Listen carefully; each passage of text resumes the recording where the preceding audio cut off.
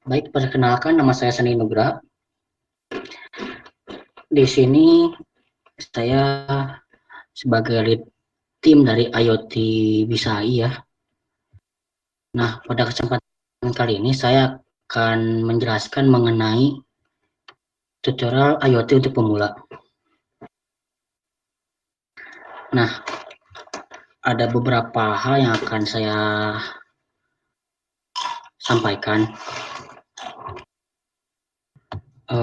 Baik, kita akan mulai saja langsung ya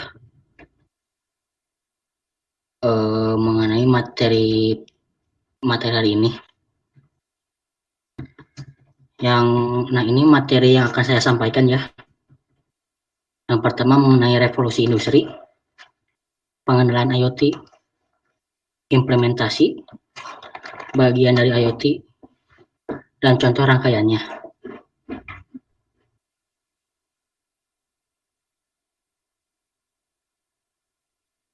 Revolusi industri adalah sebuah perubahan besar dan radikal terhadap cara manusia memproduksi sebuah barang. Nah, perubahan besar ini selalu diikuti oleh perubahan besar dalam bidang ekonomi, politik, bahkan militer dan budaya. Nah, untuk perkembangan industri ini bermula pada abad 18 ya. Nah, ini merupakan perkembangan industrinya dari 1.0 sampai 4.0. Terus hal apa aja sih yang terjadi pada revolusi industri ini? Nah, industri 1.0 ditandai dengan adanya penemuan mesin uap ya. Nah, kemudian untuk yang kedua, yang 2.0 itu ditemukannya tenaga listrik dan roda berjalan. Nah, kemudian industri 3.0 dipicu adanya sebuah mesin yang dapat bergerak dan bisa berpikir secara otomatis, yaitu penemuannya komputer dan robot. Dan untuk yang 4.0 merupakan fenomena yang mengkolaborasikan teknologi cyber dan teknologi otomatisasi. Nah, untuk yang IoT ini itu masuk ke industri 4.0, internet, yang dimana internet ini akan selalu tersambung secara terus-menerus. Nah, sebuah benda dapat dikatakan IoT apabila benda tersebut itu tersambung ke suatu jaringan lokal maupun global melalui sensor yang tertanam dan selalu aktif. Nah, tujuan dari alat transportasi. Nah, ekspektasinya semua alat ini akan digunakan untuk mengakses informasi kapanpun, dimanapun, melalui perangkat apapun dan oleh siapapun. Nah, sebagai gambarannya gini, katakan kapanpun. Maksud dari kapanpun ini kita bisa kapan saja mengecek alat-alat IoT yang telah kita buat dimanapun. Nah, untuk di ini kita bisa mengecek alat tersebut bisa di rumah, di luar ruangan, ataupun di luar kota sekaligus melalui perangkat apapun. Nah, perangkat di sini yaitu sebuah handphone, laptop, maupun benda elektronik lainnya, dan oleh siapapun. Jadi misalnya seperti ini, si orang A memasang alat di tempat D, nah sedangkan si B juga ingin melihat alat yang telah A buat di titik D tersebut. Nah, kemungkinan besar nih si orang B ini meminta akses ke orang A untuk melihat alatnya bekerja atau tidak. Nah, seperti itu. Nah, ini merupakan trending IoT ya. Saya mencarinya di Google Trending. Apabila IoT benar-benar terpasang di terpasang sorry terpasang di Indonesia akan mencapai 440 triliun pada tahun 2022. Kemudian lebih dari 400 juta perangkat sensor akan terpasang di setiap kota. Terdiri dari apa saja sih? Yang pertama dari konten dan aplikasi, kemudian platform, perangkat IoT, network, dan gateway. Nah, untuk sumbernya saya mengambil dari Kominfo langsung ya. Nah, untuk konten dan aplikasi ini kita ambil contohnya seperti webinar kali ini ya, itu mengenai IoT. Nah, kemudian platform itu sebuah web yang digunakan sebagai pengakses si IoT tersebut. Untuk perangkat IoT ini seperti microcontroller yang terhubung dengan internet dan sensor-sensor. Untuk network dan gateway ini adalah sebuah alat microcontroller yang tersambung secara otomatis ke internet ya. Nah, yang di sebuah perusahaan meluncurkan IPSO Alliance, yaitu Internet Protocol Smart Object. Nah, untuk penerapan saat ini hampir di semua bidang ada. Nah, ini implementasi dari IoT sesuai yang diajarkan oleh dokter. Nah, ketika dia pasti si pasien tersebut kelelahan nih, pastikan sensor tersebut akan menyala dan sensor itu pun akan mengirimkan sinyal atau mengirimkan data ke dokter. Nah, kemudian si dokter tersebut akan datang langsung ke rumah pasien untuk memberikan obat yang dibutuhkan. Nah, kemudian dari segi lingkungan, untuk dari lingkungan ini banyak yang bisa kita buat seperti alat pendeteksi banjir, nah kemudian pendeteksi tsunami, kebakaran hutan, maupun pengukuran polusi udara. Kemudian dari bidang pertanian, yaitu monitoring tanaman pada hidroponik, yang dimana cara kerja dari IoT ini adalah kita memasangkan sebuah perangkat IoT untuk tanaman. Nah, ketika si tanaman tersebut kering nih, akan mengirimkan sebuah data atau sinyal kepada handphone kita dan menyuruh untuk menyalakan si keran air secara otomatis. Jadi seperti ini, kita ambil contohnya dari sensor A nih, mengirimkan data ke HP. Nah, kemudian HP pun menjalankan aktuator. Nah, aktuator ini akan menghidupkan air di mendadak nih. Nah, si mobil yang kita kendarai ini akan otomatis mengerem secara langsung. Nah, ini bagian dari IoT ya. Yang pertama dari device, konektivitas, dan platform. Nah, untuk device terlebih dahulu nih, sebuah komponen apa aja nih yang akan digunakan untuk kita membuat sebuah perangkat IoT. Ada 4 alat yang digunakan ya. Yang pertama ada microcontroller, sensor, aktuator, dan power. Nah, apa itu microcontroller? Microcontroller adalah sebuah perangkat yang berfungsi sebagai pengontrol rangkaian dan umumnya dapat menyimpan program. Biasanya terdiri dari CPU, memori, input ataupun output, dan seperti analog to digital yang sudah terintegrasi di dalamnya. Ini contoh alat yang sering saya gunakan ya. Yang pertama ada Arduino, kemudian ada Node MCU, dan Raspberry Pi. Nah, eh, kita anggap itu microcontroller ini sebagai otak dari si IoT ini.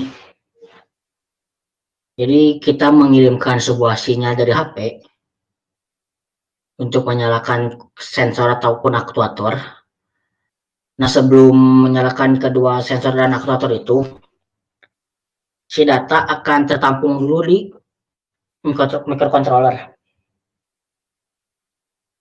Nah, setelah data dibaca, lalu akan mengirimkan sinyal tersebut ke sensor dan ke aktuator. Yang kedua, yaitu sensor.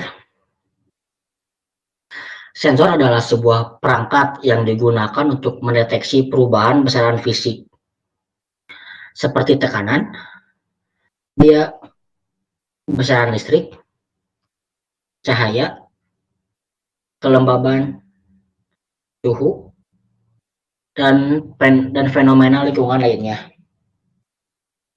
Uh, Kalau misalnya kita ibaratkan nih, sensor ini kita ibaratkan sebagai indera pada tubuh ya. Uh, saya akan memperjelas gambarnya terlebih dahulu.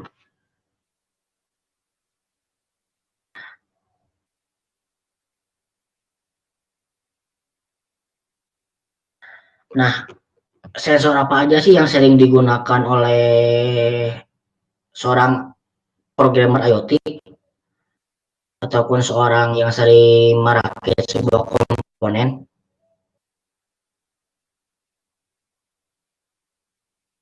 Yang pertama,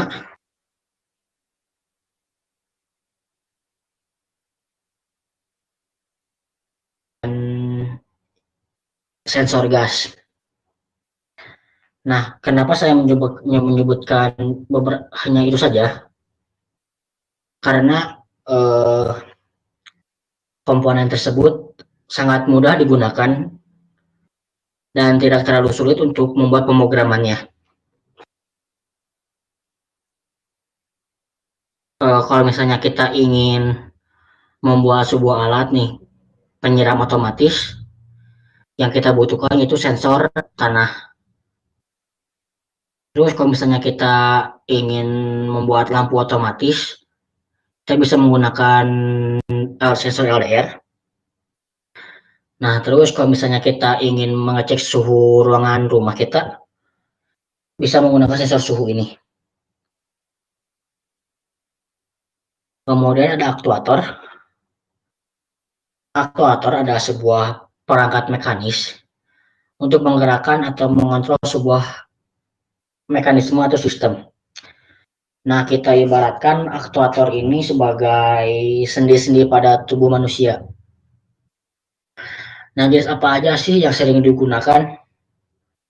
Yang pertama ada motor DC, kemudian ada motor servo, relay, dan solenoid. Nah, kalau misalnya kita ingin membuat sebuah miniatur kipas-kipasan nih, kita menggunakan motor DC sebagai pemutar kipasnya. Ruangan tersebut sangat panas. Nah, nanti sensor ini akan mengirimkan data ke microcontroller lagi. Nah, ketika si microcontroller sudah mengolah data yang diterima, dan yang untuk sekarang yang lebih sering digunakan itu adalah sebuah keran air otomatis. yang dimana kita hanya tinggal menempelkan atau jadi kita membuat sebuah perangkat IoT yang terhubung dengan web service secara langsung untuk menyalakan dan menghidupkan lampu secara otomatis ataupun secara internetnya, yang biasanya kita harus berjalan terlebih dahulu menyalakan saklarnya. Nah, di sini saya memberikan sedikit sebuah inovasi ya untuk kalian untuk membuat sebuah alat ini, tetapi ada dua cara nih yang bisa kalian gunakan. Yang pertama secara lokal dan yang kedua secara cloud. Nah, untuk yang lokal ini hanya bisa kita kendalikan melalui satu internet yang sama. Jadi misalnya si HP A dan komponen B terhubung dengan internet yang sama. Kemudian secara cloud, yaitu yang secara otomatis kita bisa menyalakan dan menghidupkan lampu ini secara jauh. Baik, kita langsung aja ke codingannya terlebih dahulu. Tadi kan itu adalah sebuah rangkaiannya ya yang akan kita gunakan. Oke, ini saya akan menjelaskan codingannya langsung. Sebelum nanti ada di akhir slide ini ada video cara kerja si komponen tersebut. Oke, Lion 3 itu sebuah library ya, library WiFi untuk menjalankan WiFi dari ESP8266. Kemudian 5 dan 6 itu memasukkan nama WiFi dan passwordnya. Nah, kemudian line 8 sampai 11 nih mengatur IP address. Kemudian line 13, nah, line 13 ini adalah memberikan nama atau menginisialkan nama sebuah real pin, yaitu dengan angka 2 ataupun D4 pada node MCU.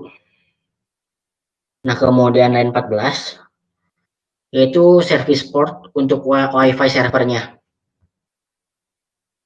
Kemudian line 16 itu file setup. Nah, file setup ini berguna untuk men-setup sebuah codingan yang hanya dijalankan secara satu kali. Line 17 yaitu serial begin, komunikasi antara sebuah node MCU dan serial monitor ini. Nah, kemudian ada delay. Nah, delay di sini bertujuan untuk memberikan jeda waktu. Jadi di sini 0,10 milisecond ya. Nah, kemudian ada pin mode. Pin mode ini mendeklarasikan bahwa serial pin yang tadi kita tulis sebagai output.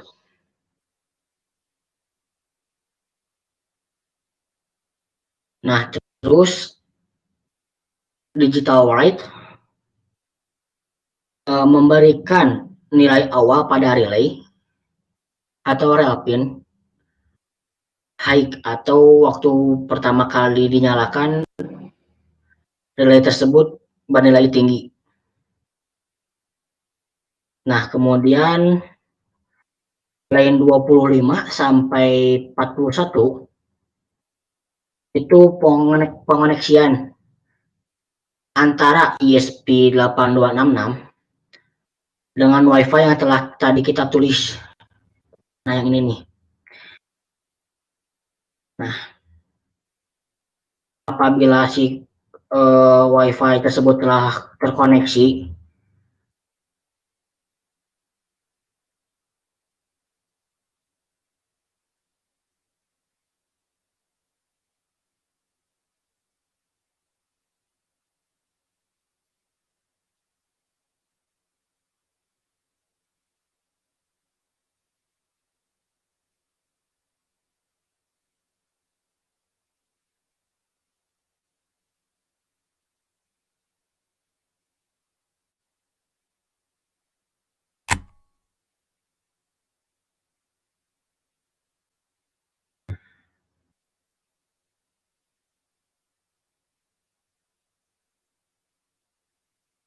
kemudian line 44 sampai 51 itu memulai server.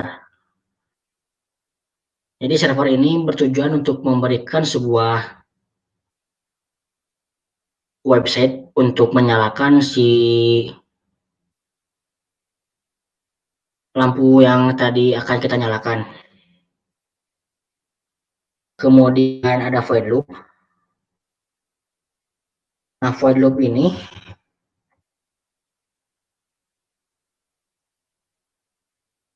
bertujuan untuk melooping codingan yang ada di bawahnya. Jadi sebuah void loop ini akan terus melooping codingan yang ada di nomor 56 sampai akhir tanpa jeda apapun, kecuali kita memberikan sebuah delay.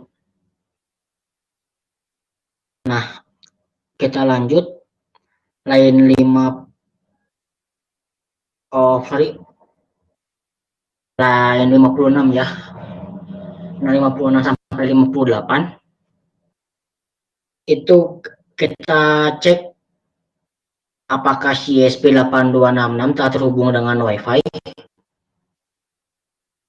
dan telah terhubung dengan server yang telah kita buat. Kemudian 62 sampai 64 itu menunggu hasil yang telah dikirim oleh ESP8266. Terus line 68 sampai 70 itu membaca baris pertama yang telah dikirim oleh ESP. Terus ada line 74 sampai 81 request yang telah dilakukan oleh ESP. Misalnya gini nih, kita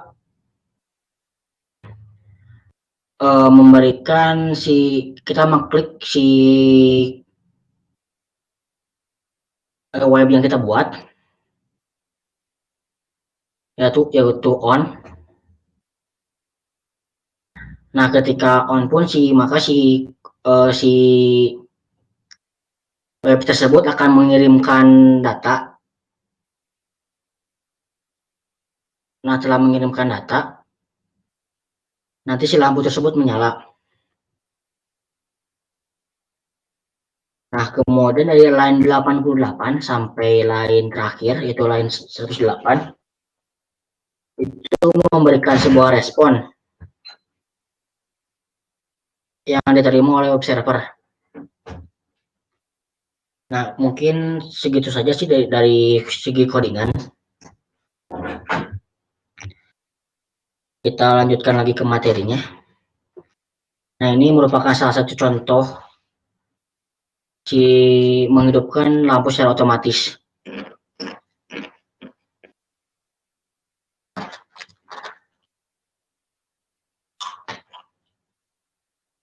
Nah, seperti itu. Dari rangkaian yang telah kita buat ini, kita implementasikan menjadi seperti ini. Nah, kalau misalnya kita buat secara dari komponennya langsung nih, bukan dari rangkaian ini doang, hasilnya seperti ini nih. Nah, ini si lampu menyala, kemudian kita mematikannya langsung. Nah, kita berulang akan berulang terus untuk mematikan dan menyalakan lampu. Mungkin sekian dari saya. Apabila ada yang ingin tanyakan, silakan aja secara langsung klik di chat publik ya. Sandi, ini ada pertanyaan. Kak mau tanya, apa harus menggunakan WiFi? Jika nggak punya WiFi, apakah bisa membuat rancangan seperti itu, Kak? Mungkin bisa dijawab oleh Kak Sandi. Baik, terima kasih. Apakah harus menggunakan WiFi atau tidak? Apabila ingin menyalakan secara otomatis, kita harus menggunakan WiFi ya. Nah, atau apabila tidak menggunakan WiFi, kemungkinan agak susah. Nah, untuk secara lokalnya sih bisa menggunakan hotspot pribadi ya. Jadi hotspot tersebut kita sambungkan ke si ISP 8266. Oh, ini masih ada pertanyaan. Selamat siang. Izin bertanya, untuk mengimplementasikan teknologi IoT tersebut biasanya menggunakan aplikasi apa ya? Untuk aplikasinya sih bisa kita buat sendiri ataupun bisa menggunakan aplikasi yang telah dibuat oleh sebuah sebuah developer lain. Nah, biasanya seperti itu. Jadi gini, misalnya kita membuat sebuah teknologi IoT nih. Nah, terus kita memasangkan sebuah IP atau sebuah codingan dari aplikasi yang kita buat.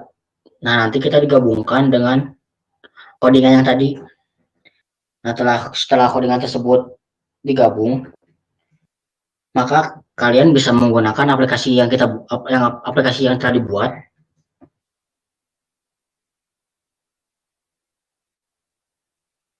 Aplikasi yang telah dibuat nih ya. Nanti bisa langsung digunakan aja sih. Jadi untuk aplikasinya bisa kita buat sendiri atau menggunakan aplikasi lain yang telah dibuat oleh developer lainnya. Ini ada pertanyaan dari YouTube. Kenapa aktuator sangat banyak jenisnya? Mungkin dari Pak Sandi bisa dijawab pertanyaan dari Antarawati yang Kenapa aktuator itu banyak jenisnya? Itu dari segi penggunaannya, dari penggunaan kita ingin membuat sebuah rangkaian apa. Jadi sebuah aktuator pun nih akan mengikuti sebuah rangkaian yang kita buat. Nah, seperti rangkaian tadi kan itu menggunakan aktuator. Nah, aktuator itu adalah relay. Ini ada pertanyaan lagi, next pertanyaan mungkin. Satu perangkat komponen IoT apakah hanya dipakai untuk satu output? Misalnya satu komponen IoT untuk dipasangkan di satu lampu saja bisa nggak satu komponen IoT dipasangkan ke lebih dari satu output? Misal satu komponen IoT untuk dua lampu tambah CCTV tambah satu mesin cuci dan sebagainya. Oke, terima kasih. Terima kasih Pak Supriyadi sudah bertanya seputar IoT. Mungkin bisa dijawab oleh Pak Sandi. Oke, baik. Nah, tentu saja kita bisa menambahkan sebuah komponen IoT, tetapi tergantung dari pin input atau GPU-nya pada microcontroller. Apabila si microcontroller itu memiliki GPU lebih dari 5, maka bisa menambahkan seperti yang Mas Supriyadi tadi bilang. Yang pertama untuk dua lampu, mesin cuci. Nah, untuk CCTV ini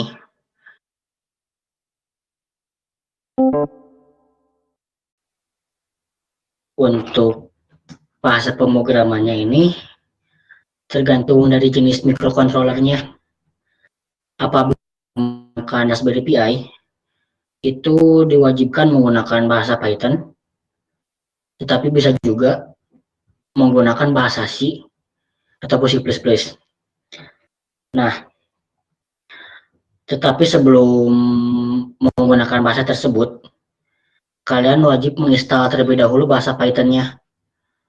Apabila Python ya. Nah, ketika ingin menggunakan bahasa C atau C++, itu kita diwajibkan untuk menginstal library terlebih dahulu. Nah, terus kalau misalnya kita menggunakan Arduino, itu menggunakan bahasa C atau C++, tetapi apabila ingin terhubung ke Wi-Fi, itu harus menambahkan sebuah modul Wi-Fi secara terpisah. Berbeda lagi dengan Node MCU. Nah, Node MCU ini kan menggunakan bahasa pemrograman C atau C++, dan hampir sama seperti Arduino. Tetapi kelebihannya itu ini memiliki modul Wi-Fi-nya secara langsung dan memiliki juga Bluetooth.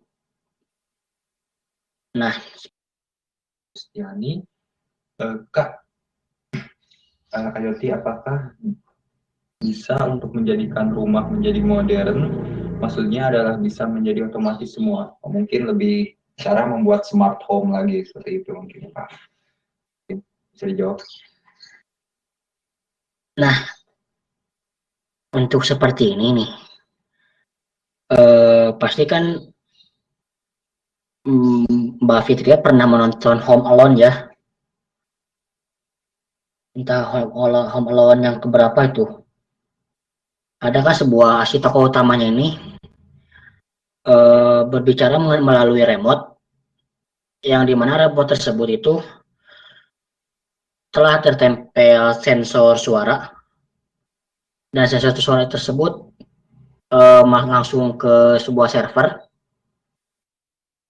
Nah, kalau misalnya kita membuat secara sendiri nih, kemungkinan besar bisa, dan tetapi ada sedikit apa sih kerugiannya sedikit, yaitu apabila si komponen utamanya si microcontroller ini rusak, maka komponen yang kita buat tidak bisa digunakan. Mungkin kalau bikin smart home gitu, kalau sudah digunakan, sudah dipasang di perangkat, jika mikrokontrolernya rusak, mungkin semuanya kalau pintu mungkin kalau dipasang solenoid ya Pak, terus mikrokontrolernya rusak, terus mungkin pintunya bisa kebuka ya Pak, karena sudah terkunci. Mungkin ada pertanyaan lagi, Mas Andi tadi itu pakai Lua ya, kalau diimplementasikan di Python atau C++ bisa nggak Mas Andi? Kalau tidak menggunakan perangkat hardware, apakah teknologi IoT bisa digunakan untuk pemrograman? Ya, maksudnya untuk pengembangan perangkat lunak berbasis semua platform. Lalu tools apa sih yang open source yang digunakan untuk mengembangkan teknologi IoT? Sebenarnya yang tadi itu bukan pemrograman Lua ya, itu adalah sebuah contoh pemrograman dari bahasa C atau C++. Nah, kalau tidak menggunakan perangkat hardware, kita bisa membuat sebuah perangkat lunaknya, membuat aplikasinya. Nah, untuk tools apa sih yang digunakan untuk pengembangan teknologi IoT ini? Nah, kalau misalnya kita membuat sebuah aplikasi khusus, eh, khusus apa ya, untuk menyalakan perangkat rumahan. Nah, itu bisa kita buat menggunakan aplikasi Android Studio.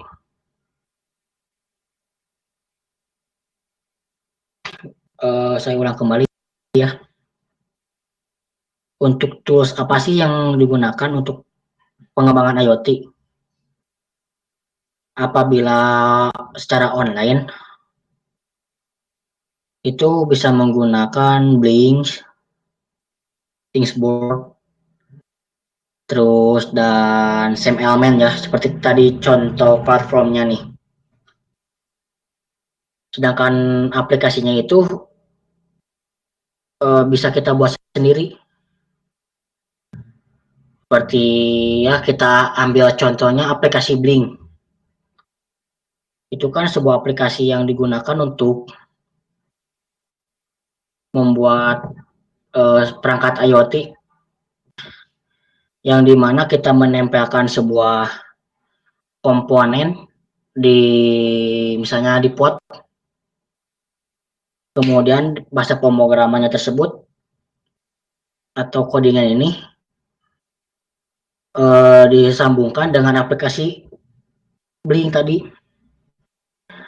Nah, nanti aplikasi tersebut akan memberikan kita notifikasi bahwa si pot itu membutuhkan air. Mungkin seperti itu Mas Alam. Dan untuk Mbak Fitria juga untuk aplikasinya itu seperti yang tadi saya jelaskan.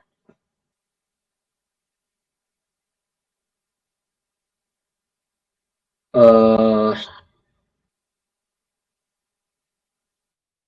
Cara kerja sendiri ataupun menggunakan aplikasi yang telah dibuat oleh developer lain. Mungkin seperti itu. Oke, next pertanyaan. Ini ada pertanyaan. Pak, saya mau nanya, apakah perbedaan WIH ya dengan Internet of Things itu? Mungkin Mas Sahrudin bisa diulang kembali pertanyaannya.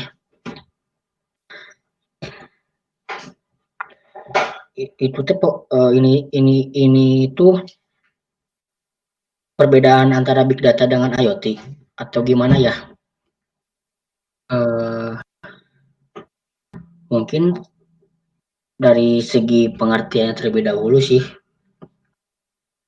Untuk big data itu merupakan suatu tren yang mencakup area yang luas, baik dalam dunia bisnis dan teknologi. Nah, itu dari pengertian big data ya. Kemudian untuk IoT itu seperti yang tadi, sebuah perangkat elektronika yang terhubung secara terus-menerus melalui internet. Mungkin terus itu juga dari apa sih sistem penyimpanannya juga bisa.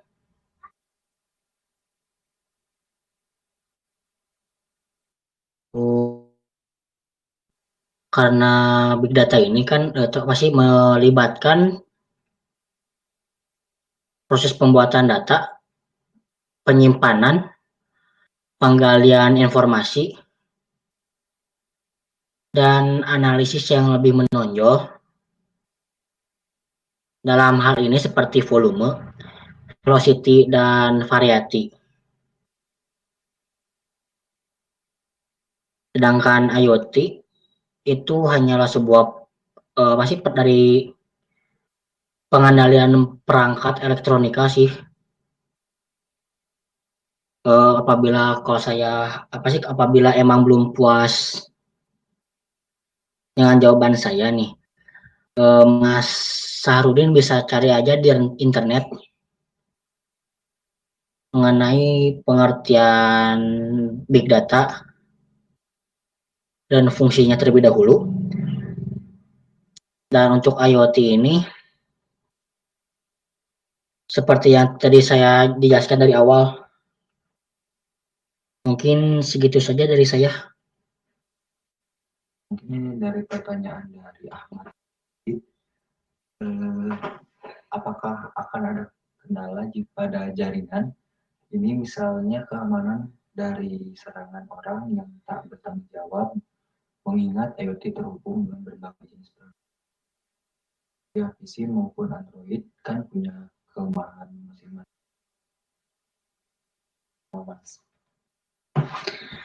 Nah, untuk kendala pada jaringan sih pastinya ada.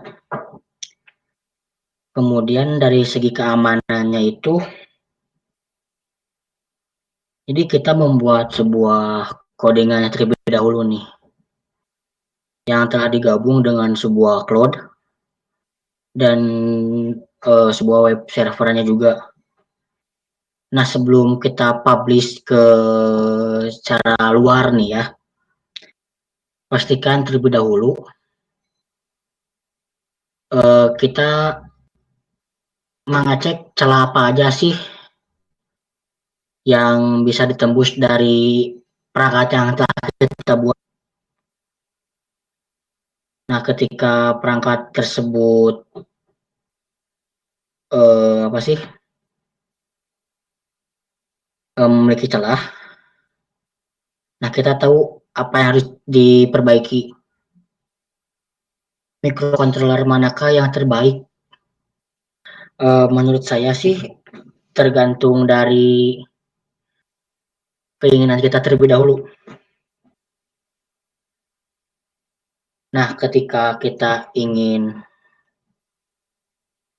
belajar menggunakan bahasa Python dan ingin seperti mempunyai sebuah komputer mini, kita bisa menggunakan Raspberry Pi. Tetapi ada kelemahannya nih. Yang pertama itu dari segi harga. Karena harga Raspberry Pi ini sangat cukup mahal ya. Berbeda dengan Node MCU. Nah, untuk Raspberry Pi ini kan seperti hampir mirip seperti komputer ya. Nah, harganya itu kurang lebih 500.000 seri terbaru. Nah, kalau misalnya seri yang terbaru itu kurang lebih harganya 800.000. Sedangkan Node MCU, nah Node MCU ini yang pertama murah, harganya itu kurang lebih dari 27.000 hingga 100.000. Tergantung jenis Node MCU apa sih yang kita gunakan. Terus bahasa pemrogramannya pun sangat mudah kita sangat mudah dipelajari.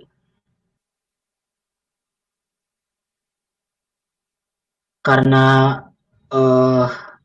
Node MCU ini hampir mirip dengan Arduino, yang dimana menggunakan bahasa C ataupun C++. Jadi saya merekomendasikan untuk awal belajar IoT itu menggunakan Node MCU. Kemudian dari Mas Adit Trio Saputra, misalnya kita membuat alat yang menggunakan sensor jarak. Sensor yang baik digunakan untuk sensor jarak selain sensor ultrasonik, apakah bisa atau ada? Tentunya ada ya. Kita bisa menggunakan sensor proximity,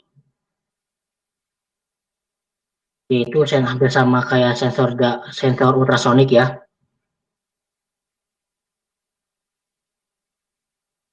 Nah, bisa menggunakan itu. Kemudian dari bahasa pemrograman yang paling mudah. Kalau misalnya kita giat belajar sih, bahasa Python ataupun bahasa C++ atau bahasa C, Itu sangat mudah digunakan. Nah, kalau misalnya ingin mempunyai apa sih? Kalau misalnya kita mempunyai uh, microcontroller Node MCU, itu kita menggunakan bahasa C dan C++.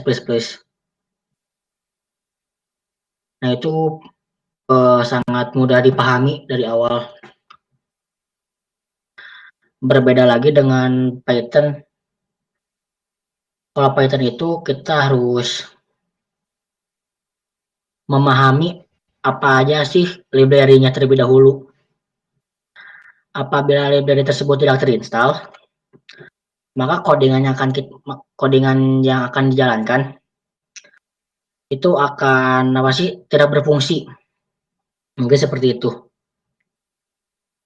Nah, selain menggunakan aplikasi yang telah disebutkan oleh Mas Alam nih, kita juga bisa menggunakan Runlink, aplikasi buatan dari stem cell ya. Mungkin seperti itu tambahan dari saya. Untuk peserta yang masih memiliki pertanyaan, silahkan di chat saja ya, di public chat.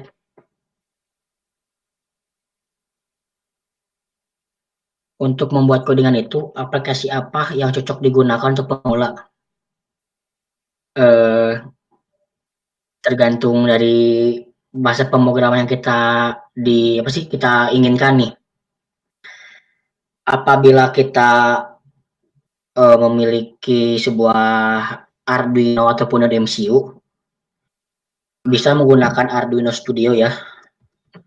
Arduino Studio. Apabila menggunakan Raspberry Pi itu menggunakan Python. Nah, untuk aplikasinya itu Runlink. Kalau nggak salah seperti itu ya tulisannya.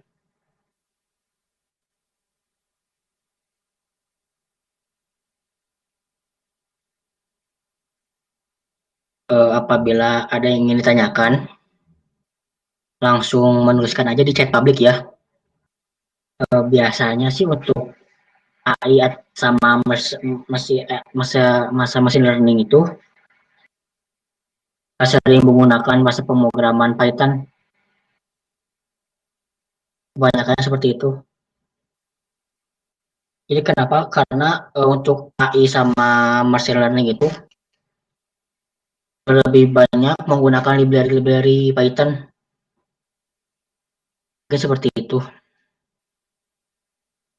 Apabila tidak ada pertanyaan, kemungkinan besar sih akan saya tutup.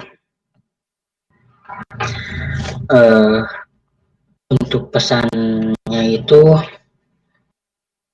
tetap berani mengambil keputusan apapun dan siap melangkah maju